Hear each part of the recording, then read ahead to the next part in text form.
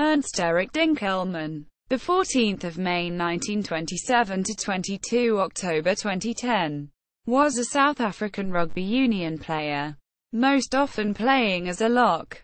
Dinkelmann played club rugby for Ermelo and provincial rugby for Northern Transvaal.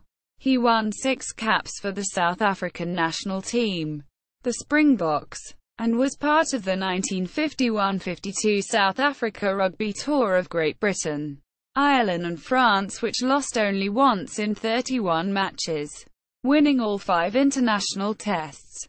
Personal history. Dinkelmann was born in Ermelo, South Africa in 1927. He was schooled at Ermelo High School before matriculating to the University of Pretoria. He was a medical practitioner by profession. Dinkelmann was married to Lucy and they had a daughter, 5 sons and 13 grandchildren. He died of a stroke in Nelspruit in 2010. Rugby career. Dinkelmann played rugby from a young age, and he represented his local town team of Ermelo while still a schoolboy.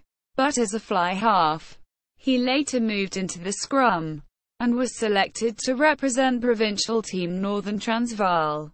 In his time with Northern Transvaal he played 49 matches and was captain on 5 occasions.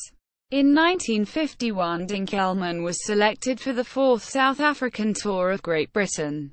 Dinkelmann was one of the more regular members of the squad, playing in 19 games of the tour and scoring 9 points through 3 tries, although a regular presence in the team. South African sports journalist R.K. Stent stated that Dinkelmann's form fluctuated throughout the tour. Dinkelmann played in the first game of the tour against a South East Counties combined team, and shared half of the first 12 games of the tour with the other 3 South African locks, Dan Hauser, Picard and Barnard. On the 24th of November 1951, Dinkelmann won his first international cap, when he was selected to face Scotland.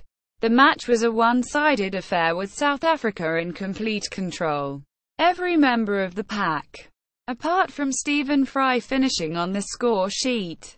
Dinkelmann scored a single try, his first international points, in a 44-0 win.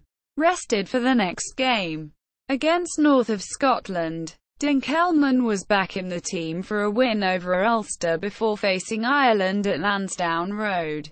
After a slow start, the South Africans dominated to win 17-5. As with the Scotland game, Dinkelmann was rested for the following game after the Irish match. He was then reselected for an encounter with Swansea, the warm-up game before facing Wales. Although South Africa were victorious over Swansea, the management were unhappy with the line-out play in both that match and the game against Ireland. One change was made for the encounter with Wales. Dinkelmann was dropped to bring in Barnard, a specialist in the line. South Africa won by a narrow 6-3 scoreline. Despite being dropped for the Welsh game, Dinkelmann was a near-constant presence in the team after that match, playing in 9 of the 11 remaining fixtures. This included the wins over England, the Barbarians and the final fixture in Paris to France. The 25-3 win over the French also saw Dinkelmann score his second international try, barging over the line on the 54th minute. On his return to South Africa, Dinkelmann played in 2 more internationals. The first 2 fixtures against Australia on the Wallabies 1953 tour.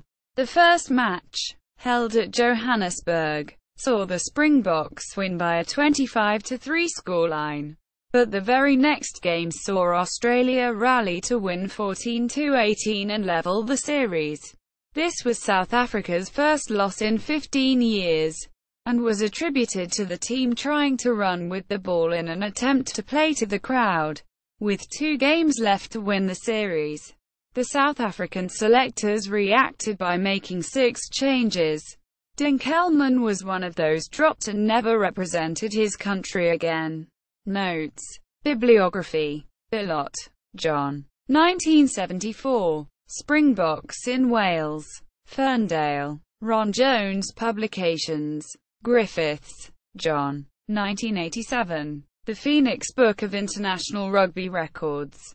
London. Phoenix House. ISBN 0-460-07003-7. Parker, A. C. 1970. The Springboks. 1891–1970.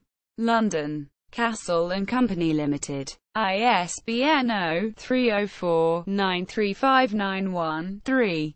Stent. R. K. 1952. The Fourth Springboks 1951–1952. London. Longmans. Green & Co.